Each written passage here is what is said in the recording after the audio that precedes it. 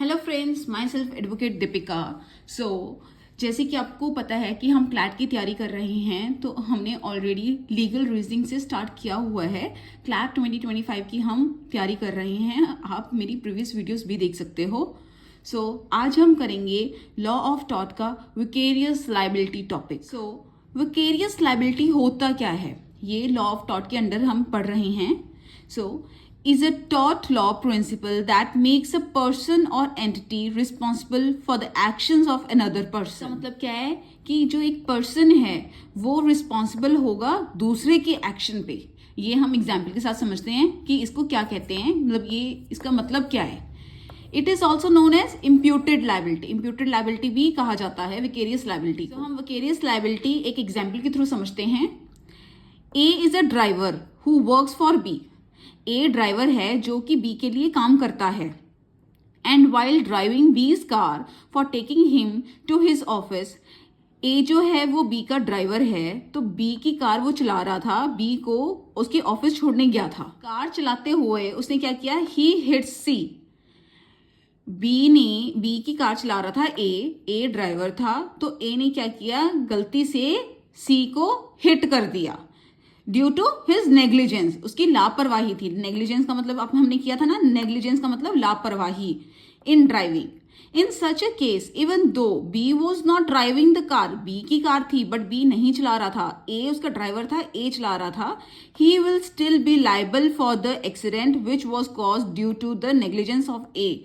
सो यहाँ पे कौन लाइबल होगा, बी लाइबल होगा जिसकी कार थी। तो यहाँ पे क्या है, एक तरह से मास्टर सर्वेंट का रिलेशन है ना। तो ये विकेरियस लाइबिलिटी में यही है कि सर्वेंट कुछ भी करे मास्टर रिस्पॉन्सिबल होगा। यहाँ पे भी ए ड्राइवर था, ए ने कार हिट की सी को अपनी नेग्लिजेंस की वजह से, बट कार किसकी थी, बी की। ए का ड्राइवर, ए तो ड्राइवर था, तो इसका मास्टर कौन था, इसका हेड कौन था, बी। सो बी यहाँ पे लाइबल होगा। In such a case even though B was not driving, B नहीं ड्राइव कर रहा था कार को, he will still be liable for the accident which was cause due to negligence of A. A ने negligence की, लापरवाही की, but यहाँ पे बी रिस्पॉन्सिबल होगा। पर फिर से हम देखते हैं कि विकेरियस लाइबिलिटी क्या कहता था, principle that makes a person और entity responsible for the action of other person. यहाँ पे क्या था, एक्शन किसका था, ड्राइवर का, बट रिस्पॉन्सिबल कौन हुआ, बी, जो जिसकी कार थी वो यहाँ पे रिस्पॉन्सिबल हुआ। तो ये क्या है, विकेरियस लाइबिलिटी। नेक्स्ट है relations in which vicarious liability arises. अब हमने एक एग्जाम्पल तो कर ली, ठीक है, कहाँ पे विकेरियस लाइबिलिटी अराइज होगी। यहाँ पे एक कुछ रिलेशंस बताए गए हैं जहां जहां विकेरियस लाइबिलिटी अराइज हो सकती है।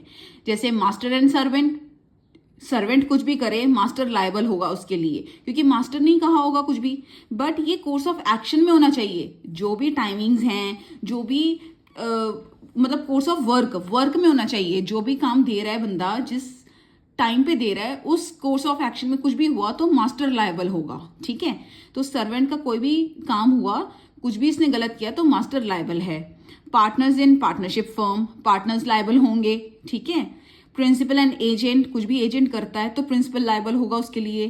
Company and its directors, directors कुछ भी करेंगे तो कंपनी लायबल होगी।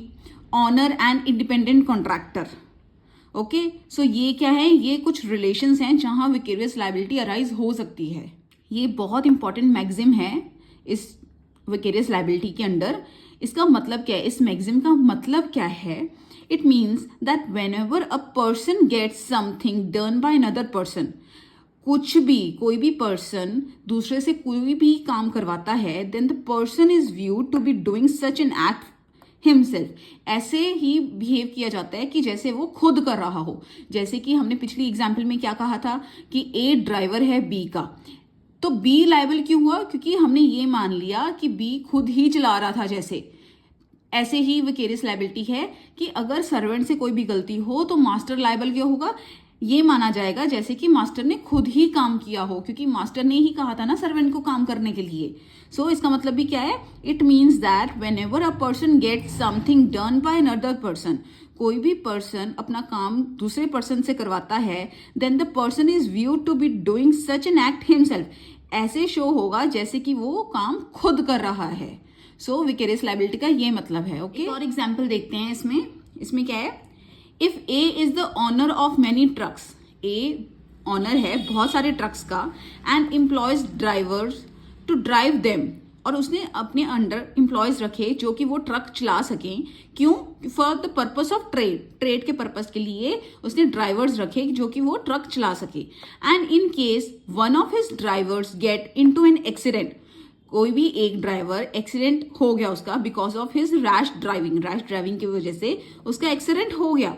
Then even though A did not drive the truck, A ने तो नहीं चलाया ना, उसने तो अपने अंडर एम्प्लॉयज रखे थे जो कि ट्रक चला सकें, ठीक है, ड्राइवर्स रखे थे। ए ने ट्रक नहीं चलाया himself, he will be liable for the accident, but A यहाँ पे लायबल होगा।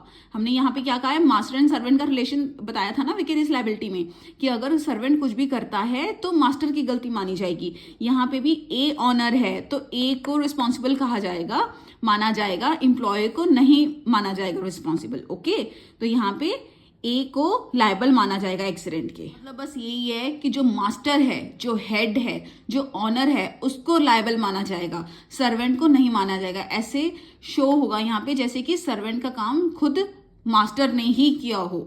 ओके, तो ए ऑनर है इसमें, तो ए को लायबल माना गया है। तो नेक्स्ट क्या है, essentials of vicarious liability in master servant relationship. अब एसेंशियल्स क्या हैं इनके रिलेशनशिप में, क्या एसेंशियल्स हैं, क्या इंपॉर्टेंट हैं।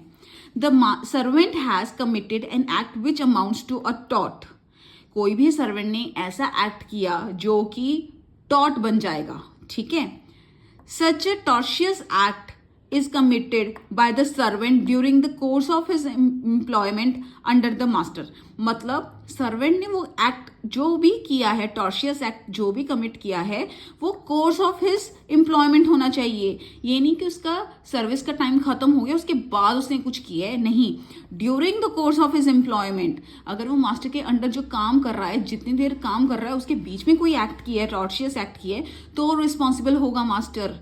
ओके, जब during the course of his employment खत्म हो चुकी है, उसके बाद उसने एक्ट किया, फिर वो मास्टर लायबल नहीं होगा। यहाँ पे आपको टॉर्शियस एक्ट तो समझ आ रहा है ना, मैंने अपनी पिछली वीडियोस में बताया था, आप वहां पे भी जाके देख सकते हो। टॉर्ट का मतलब समझाया था। टॉर्शियस एक्ट होता है refers to a civil wrong होता है ये, other than a breach of contract that causes harm और injury to another and results in legal liability for the person committing the act. मतलब सिंपली यही है कि ये सिविल रॉन्ग है और कोई भी हार्म या इंजरी दूसरे पर्सन को कर रहा है, ठीक है। तो विकेरियस लायबिलिटी की कुछ एग्जांपल्स देख लेते हैं, जैसे कि employer and employee. And employer can be held liable for the actions of their employee. Employer जो है वो लायबल होगा एम्प्लॉय की एक्शन के लिए if the employee was acting within the scope of their employment when causing harm. इसका मतलब भी यही है कि जो एम्प्लॉय है वो एम्प्लॉयमेंट के दौरान ही उसने कुछ भी उसने कॉज किया हार्म, तो एम्प्लॉयर ही रिस्पॉन्सिबल होगा। यहाँ नेक्स्ट है पेरेंट और चाइल्ड का। Parents can be held liable for their child's action. कोई भी बच्चा कोई भी एक्शन करता है तो उसके माँ बाप ही लायबल होंगे, particularly if the child's action cause harm and the parents had the ability to control the child's behaviour.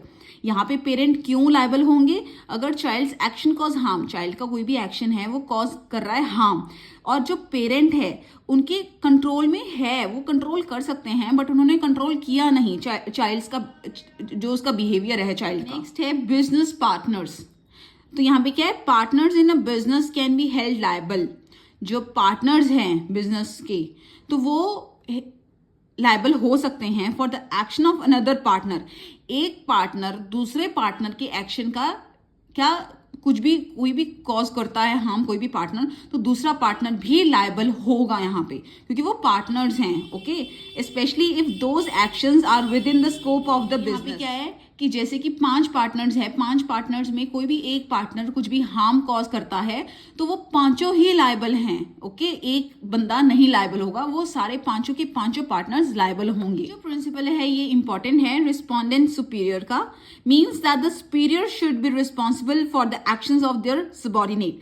मतलब जो हेड है, सुपीरियर है, वो रिस्पॉन्सिबल होगा कोई भी एक्शन करेगा सबॉर्डिनेट, सबॉर्डिनेट कोई भी एक्शन करता है तो सुपीरियर ही रिस्पॉन्सिबल होगा। This is all for today's lecture. I hope कि आपको समझ आया होगा। विकेरियस लायबिलिटी बस इतना ही है कि जो सर्वेंट कोई भी काम करता है तो मास्टर ही लायबल होगा यहाँ पे। ओके, सो नेक्स्ट टॉपिक हम नेक्स्ट लेक्चर में करेंगे। Thank you.